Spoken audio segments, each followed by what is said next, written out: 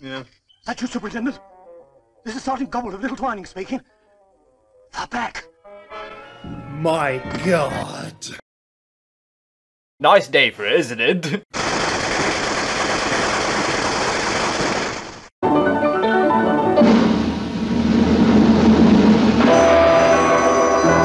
So this is the setting that we are currently experiencing with Saint Trinians.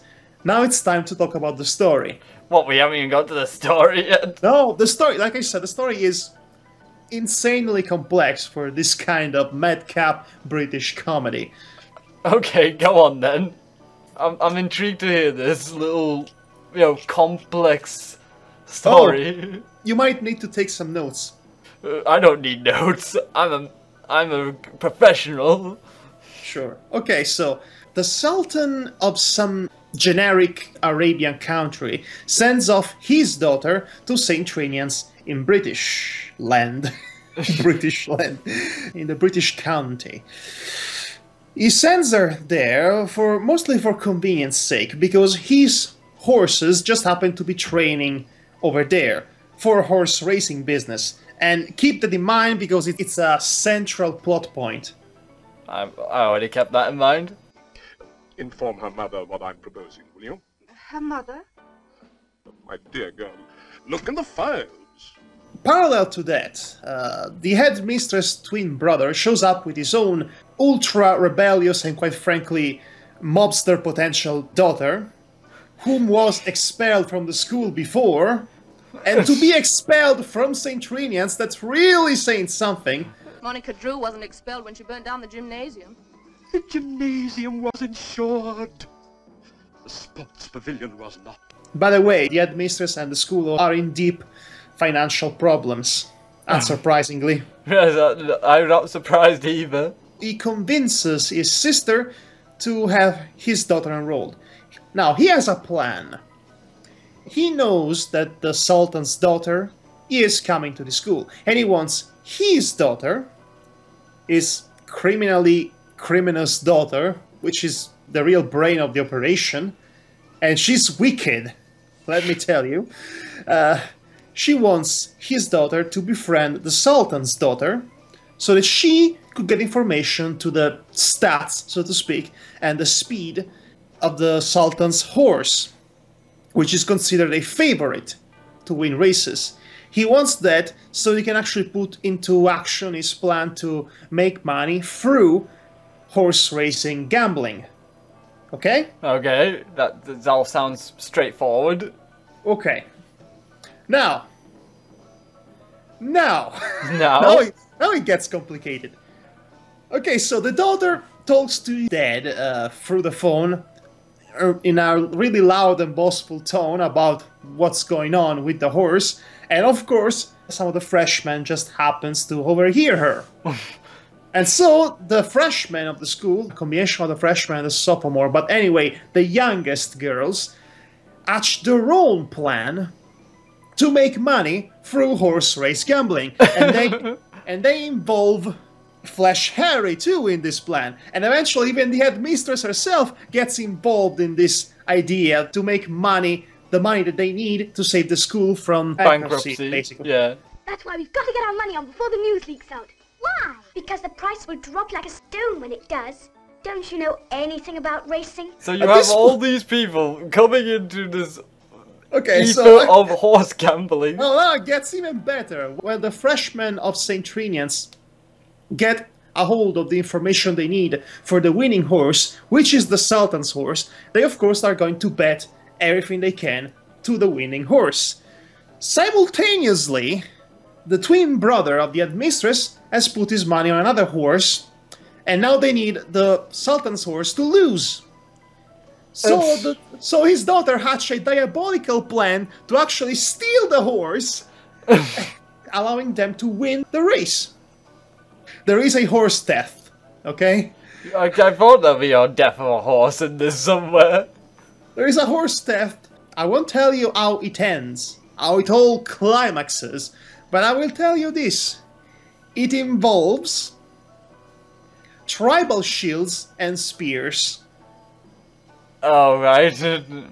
I won't tell you anything else. Okay, but parallel to all of this, there is another subplot that's going on. Another one. Remember the superintendent? Yes. My God. Okay, so he paid a visit to the Board of Education to talk with the head of the Board of Education, right? Yes. The Ministry of Education, I should say. So he mentions to the guy Saint Trinians. The head of the Ministry of Education looks at the camera, death on his face. Then he literally pulls out his crazy pills. And we are told that he actually sent a couple of inspectors to check out the place, but none has returned. Oh my gosh. So it turns out that those inspectors are actually are pretty much hostages of the school, but they are doted by the girls around, and they are pretty much don't want to leave. Yes, that's going on. Okay. Parallel to even that, the superintendent hatches his own plan to you see what I mean by insanely complex? Everyone's hatching their own plans on top of other people's plans they've hatched. Yes, pretty much. He hatches his own plan to finally frame Saint Trinians for all the misdeeds it does, which includes arson and other criminal activities. Well, it's hard to frame them for something that they've actually done, isn't it? Yes, it's hard to, especially if it's Saint Trinians. So he decides to send someone to infiltrate the school. So he pretty much coerced his underling, which is a policewoman he has an affair with, to go infiltrate herself to Saint Trinians as a teacher. Alright. And so she's exposed to all the insanity of Saint Trinians, which she was already aware of, but she had no choice but to partake in that. And also, funnily enough, going back to the whole hockey game shenanigans, she was the referee.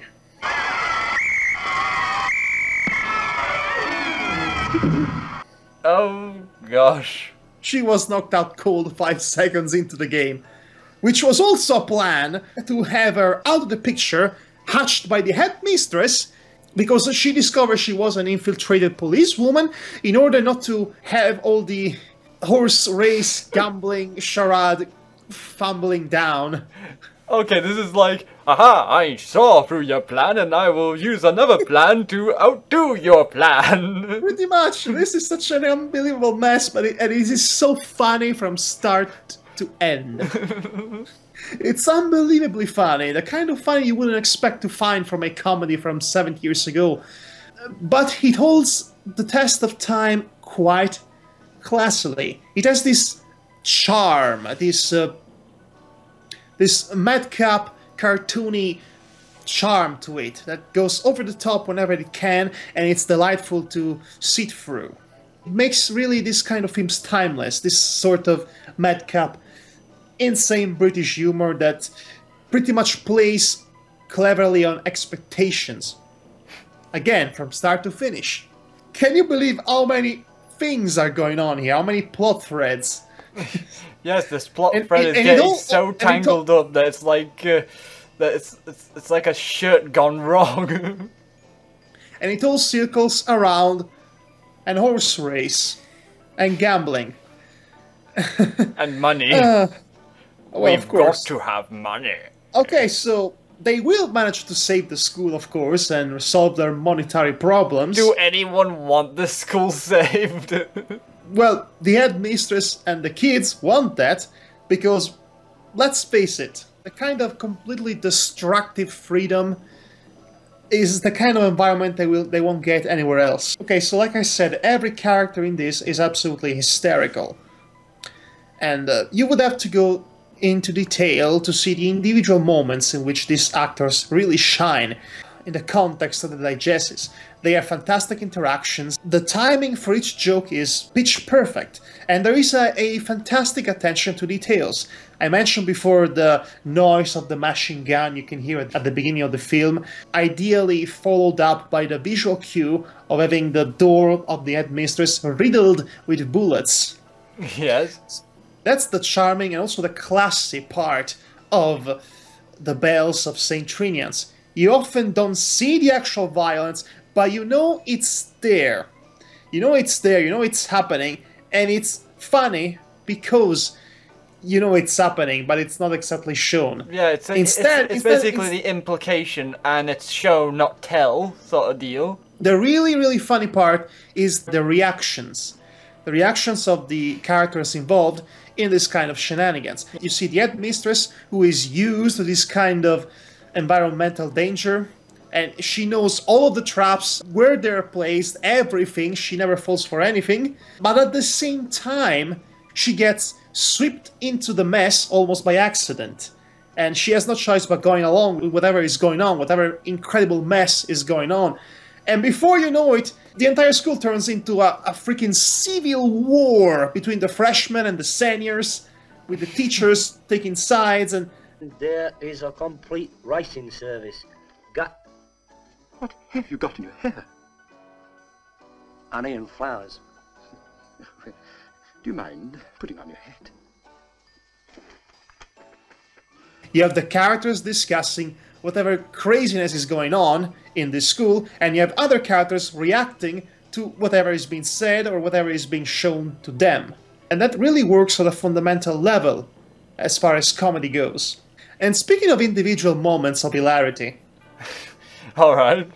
Okay, so there is this snitch, and she has always information about everyone. You always gotta have one. The freshman forced her to tell them what she knows. Stop twisting my arm first, you pigs! It's not fair! I'm making my... No! The next time they want to extort information from her, they do it by using an impromptu medieval torture device that stretches her limbs. Oh my... That they recreated the... Yes. The rack that stretches out a person. Okay, you don't know this. Yeah. This film is actually self-restrained compared to the cartoons, actually. Because in the cartoons we would often have dead bodies of little girls. It's, like I said, St. Trinians is hardcore. I mentioned before the reboot that was made in 2007. Yeah. Simply called St. Trinians. It's actually based off this film here, so it's like the unofficial remake. Ah. It's not bad, but it's really not that good either. I'm gonna say it.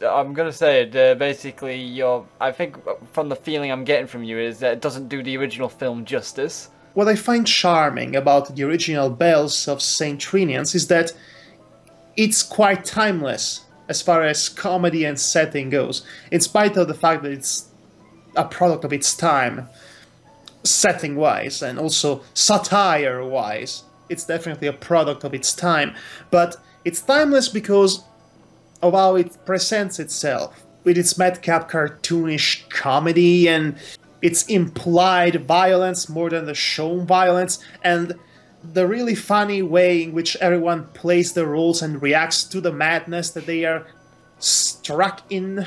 Now, the remake, on the other hand, it's not quite as timeless. I mean, it's a film made in 2007, and it feels like a film made in 2007. It's like it's trying to be hip and cool for its own period of time, but it doesn't quite work as a timeless product.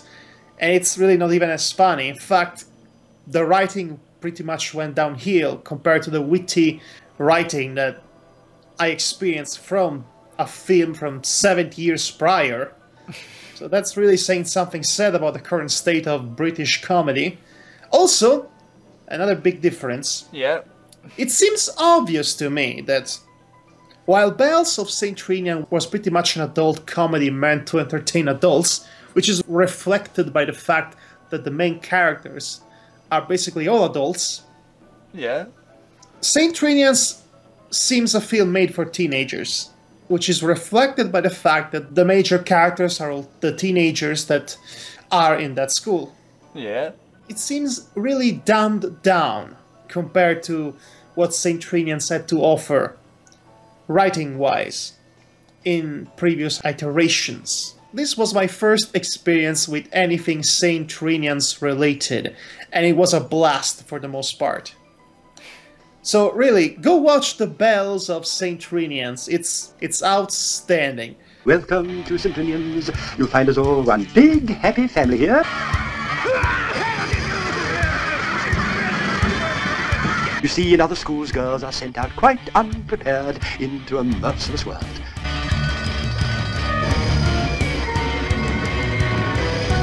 But when our girls leave here, it is the merciless world which has to be prepared.